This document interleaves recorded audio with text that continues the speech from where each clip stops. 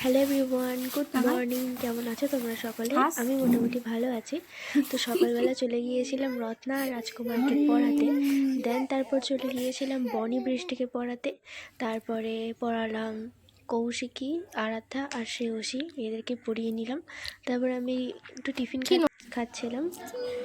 তারপর ডাইরেক্ট চলে গিয়েছিলাম চুচড়ো আমার দিদির বাড়ি। ওখানে আমার দিদির মেয়ের বার্থডে, তো সে কারণেই যাওয়া।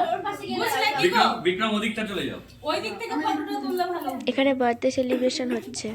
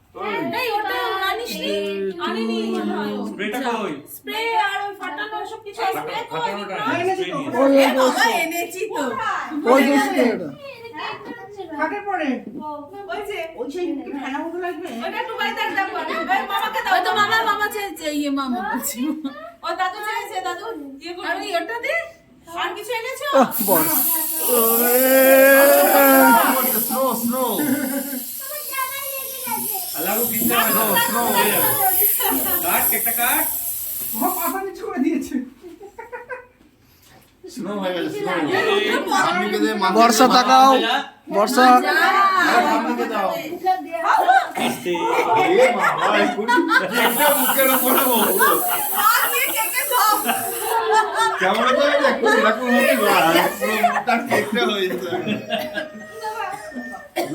কেকে সরাসরি ছিল একবারে।